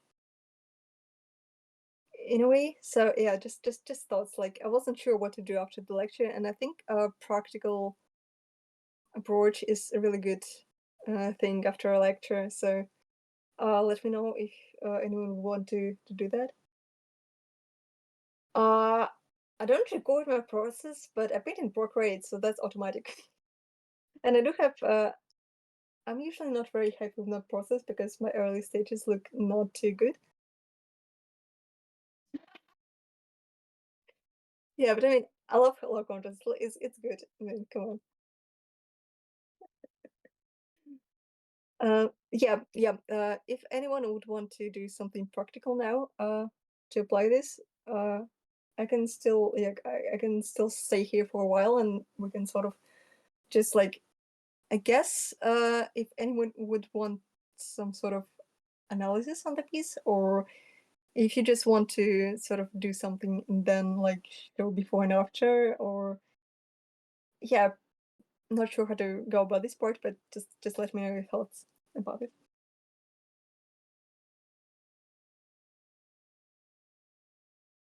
Oh yeah, I do have a couple of processes on my Instagram, because I did, like, people did ask for it several times. I did end up posting the ones I was kind of more happy with. Yeah, there's like one fairy and one little slime bird. And on the slime bird, you can really see the the shitty early stages. Yeah, like, personally, I kind of wanted to make a sort of cool lights, warm shadows without any sort of detail face, and then sort of add some variation live, but I didn't prepare that because I wasn't sure, and also kind of spent a bit too long preparing all of this, so I'm not sure what I would be doing, but I'm very open to any sort of commenting on other pieces.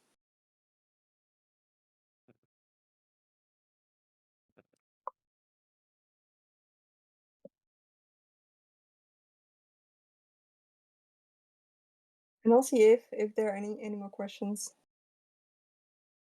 Let me know. I'm glad that you found this helpful. Yeah, I really tried to think and categorize this in a way that would make sense. Only has hue edges. No, I feel like yeah. Well, this is pretty, like, this is pretty low. Like, this is mostly hue edges.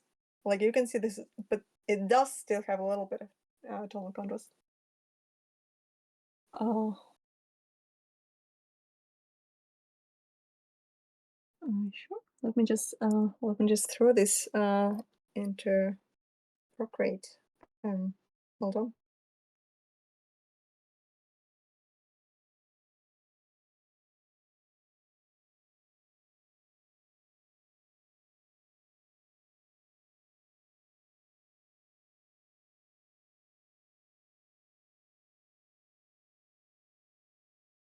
I'm not sure where the recording is going to be because someone else was recording. So, person who was recording, please just let us know where it's going to be.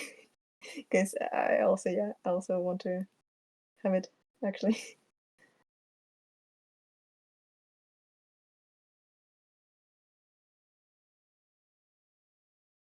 Yeah, I'm just 1 second. I'm opening the Sorolla piece on my iPad. I'm gonna switch it through it here. Yeah, actually, while you're opening it, so my main questions are kind of like, so there's a lot of saturation and like temperature variation in this piece, but it's a really, really clear read, and I always wonder why this piece is so legible, even though there's so much variation going on. Because even if I like take out the sail part, like even the part with like the leaves and the women on the left, right, it's still super Yeah, legible, totally. even though it's so complicated. Oh shit. Oh, it's funny. Opened. What did you say? I was a bit distracted by the No worries.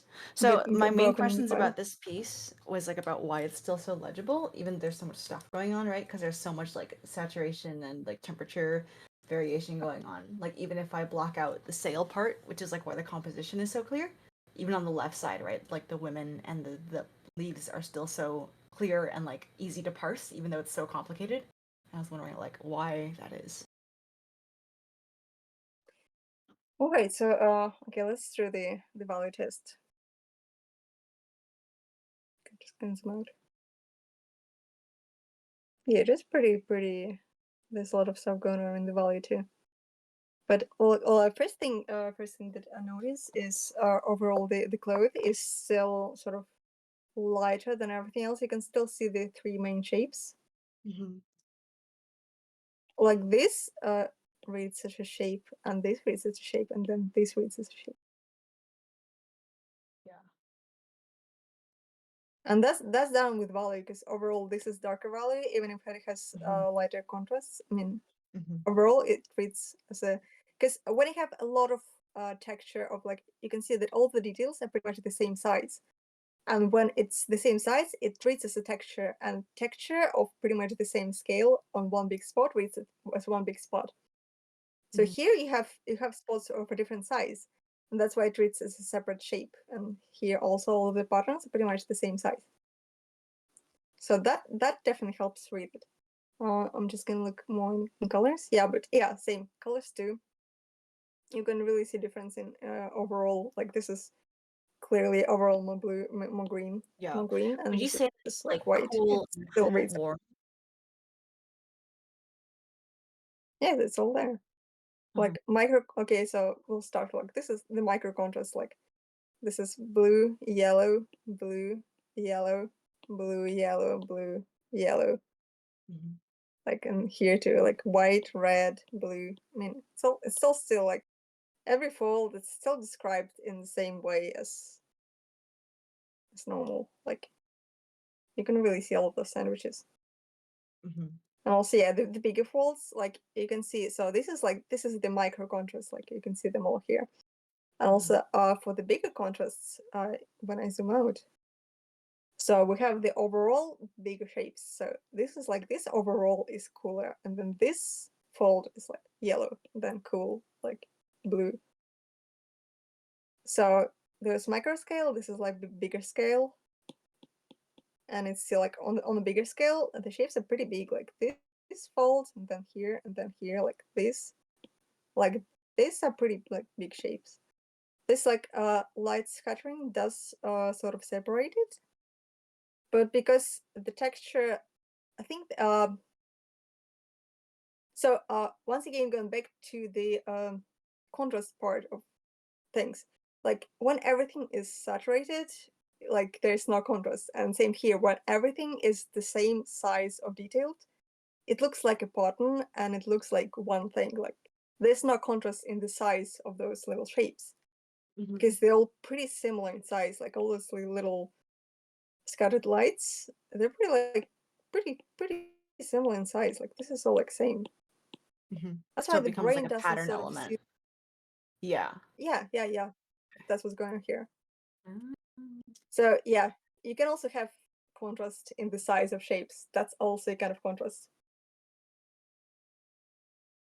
And you can if you put everything is the same, you lose the contrast, and you get the contrast on like this part has everything, like this part has shapes kind of bigger, and that's why you draw and treat, because it has contrast compared to everything around. Contrast in the size of shapes. So pretty much.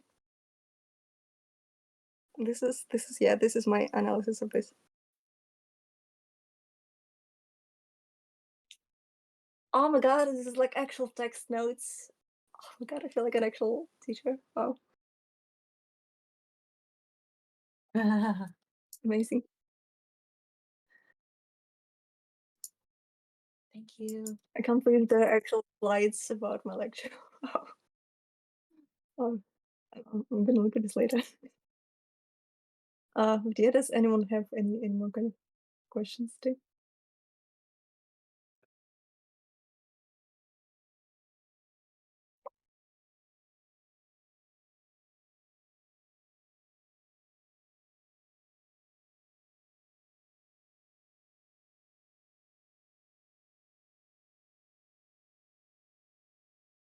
Oh, I did actually teach for like a little bit. Like I taught one term. I taught Photoshop for retouching. Nothing painting related. So yeah, I hope it was sort of digestible. And yeah, still open for questions and any sort of like advice, like whatever. Anything related to hue, saturation value, and the art of edging. I'm just gonna shift back to hold on, where is it? Okay. Yeah, I'm gonna shift back to this because it really didn't live long enough.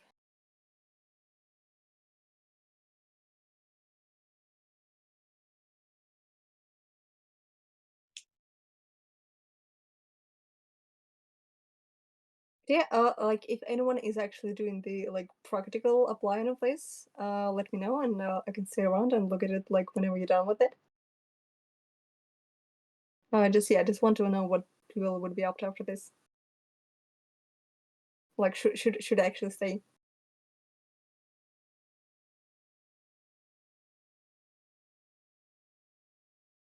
Oh, sure.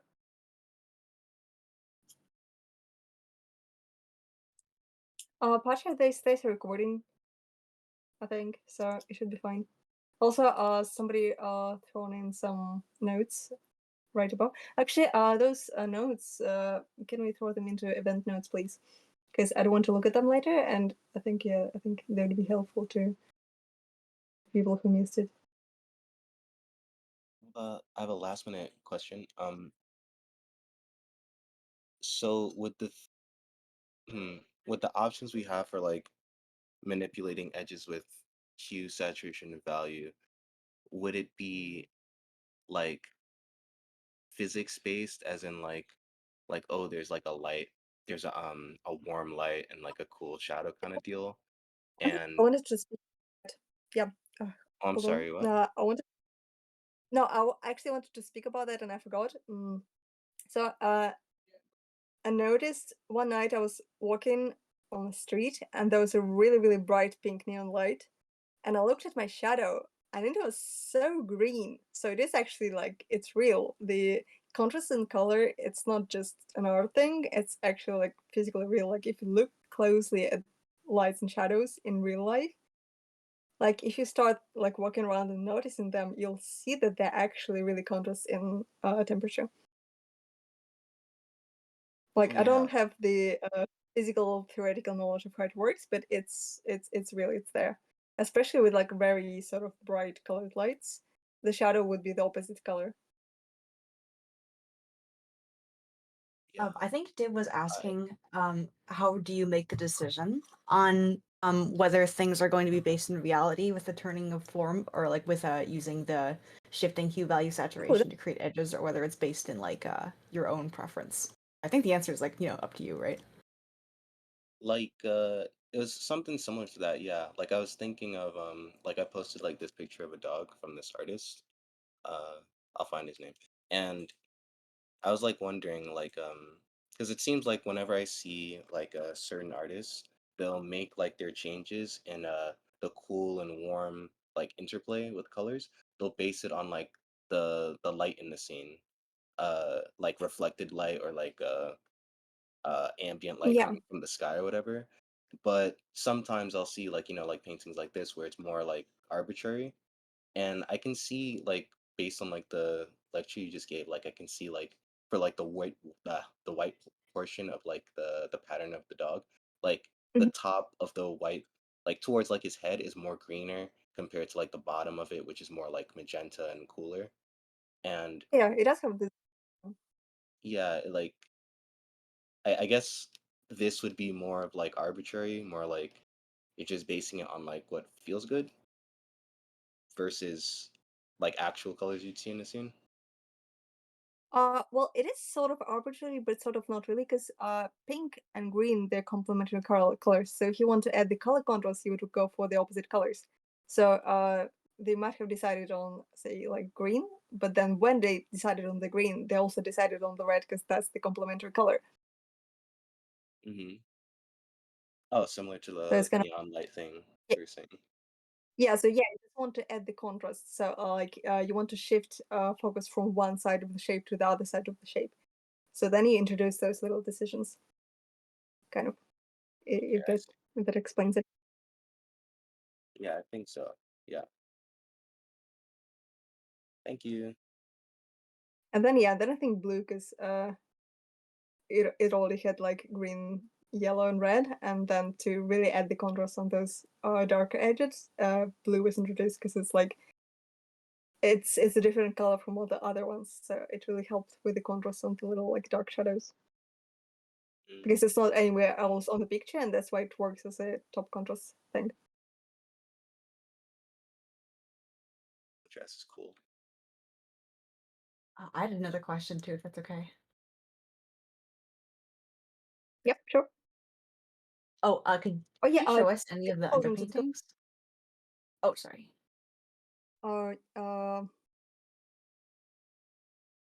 Actually, yeah, no, I'm just thinking like this one actually, this painting is not finished and it's like 5 years old, so this was like one of the first ones where I actually tried doing this thing. So I don't actually have like an painting on this one. Like this is all on top of the less saturated like- old painting.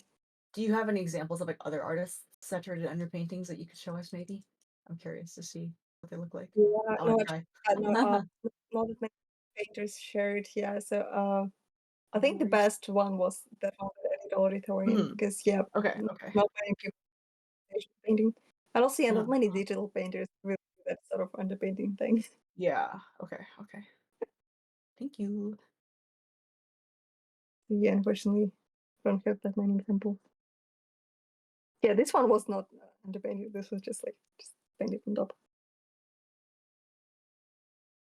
And also, yeah, base green and base magenta, like, yeah, it's not like, as I was saying, it's not about like actual like color temperature, as in like this is cool, this is warm. It's about contrast. So like if they're on different sides of the color wheel, they're gonna give you the contrast.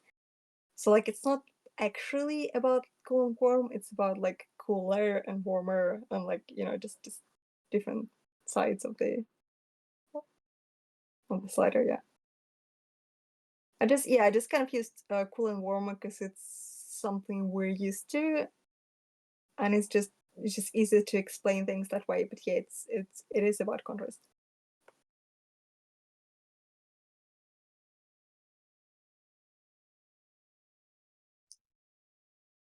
Yeah, it's all about relationships between the two brush strokes.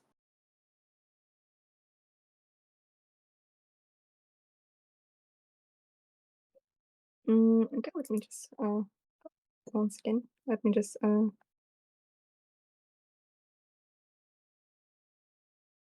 no, it's frozen.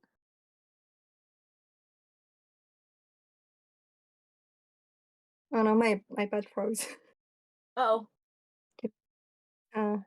Yeah. Yeah, I'm like, I'm at, oh, it's working. It's working.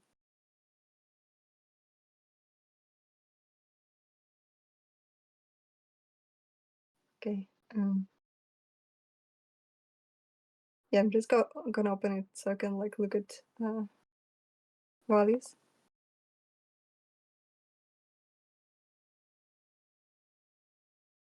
I don't know why it's getting so slow. Okay, here we go.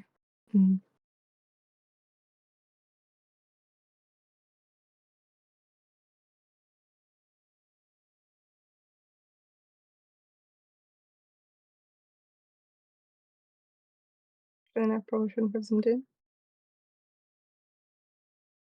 Okay. The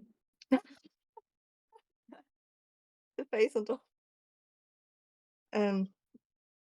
Alright. I'm gonna check the values first. 'Cause that's something I like to do.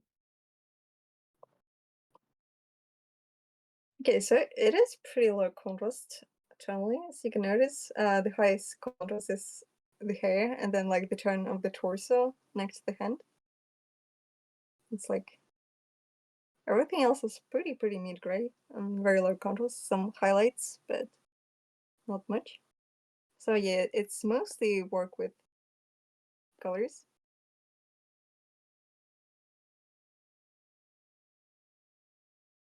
So what's going on here is that the highlights are the most saturated part and the darkest shadows. So as you can see, like on the see, this is like the edge of the shadow is like the most saturated, like especially close here. The overall shadows are pretty desaturated, and that's why the lights kind of start to pop. Also, yeah, once again, the deepest part of the shadow is most saturated, then it's kind of desaturated. Then it moves on to the lights, and the edge of the light is like super saturated. And also, the highest contrast part of this piece is the, I'd say it's this sort of greener, turquoise highlight. And it's popping the most because it's the lightest color, and also it's the coolest part of the entire painting, and it just, it's kind of shifts here. Because everything else is like overall pretty warm. Also, we have a bit of like more scattered green highlights, but they kind of, yeah, they're much more subdued, and they just add a little bit of sort of shifting vibrancy so that it's not too sort of boring gray. But yeah, the key points are like the red here, the turquoise here, a bit more red here, like red turquoise, shifting eye to this area. And yeah, this is like gray, gray, gray. Pretty much very simple structure, but pretty solid, I'd say.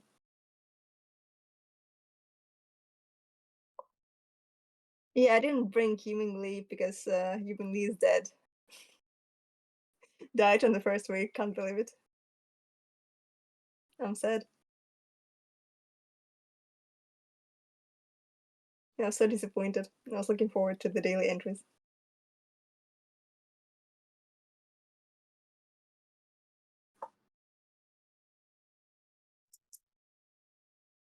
Yeah, Yiming Lee is so good with colors and saturation.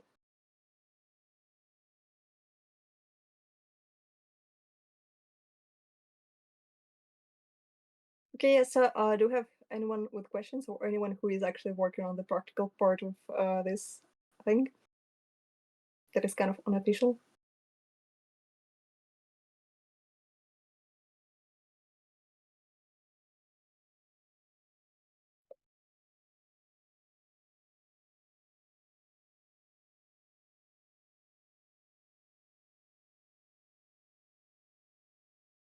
No, the knowledge cast, like, it seems better when you actually try to like apply it to an actual painting, especially like right after. It's pretty good. Like you actually let your brain rest when you start moving your hand, because hand works separately from your brain, so it kind of it's also practical versus theoretical. I think it's using different parts of your brain probably.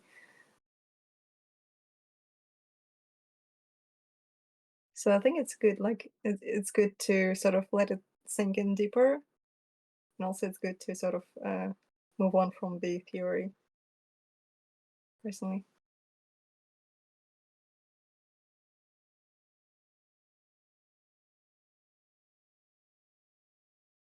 Yeah, I don't actually know much about how brain works, but yeah, I think I heard somewhere that like practical and theoretical use different parts of the brain.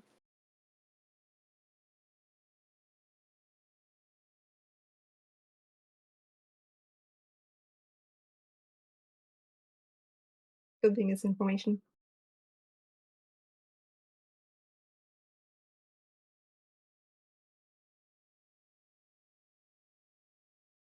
Yep. Anyone who's leaving, thanks for attending. I hope it was helpful. Also, like, actually, if anyone has any questions, I'm still in chemo. I'm pretty open to talking about art. So.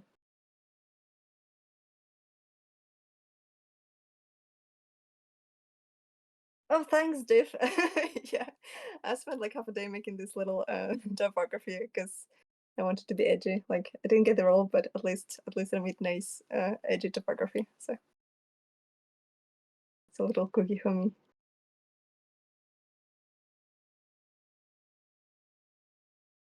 Okay, thanks, guys. So I guess nobody's doing the the practical part.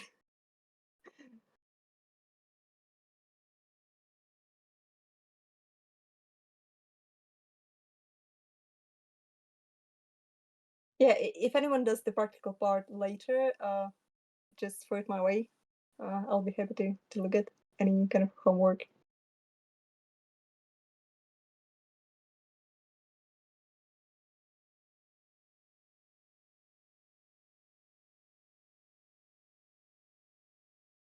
No, the event is kind of over technically because I've said everything. As you can see, we're back to the starting slide.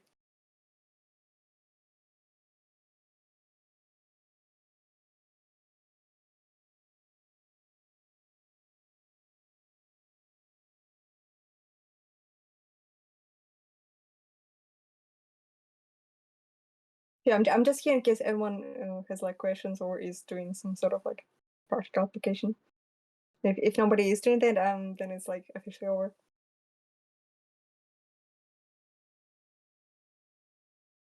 Yeah. Oh, thanks for recording.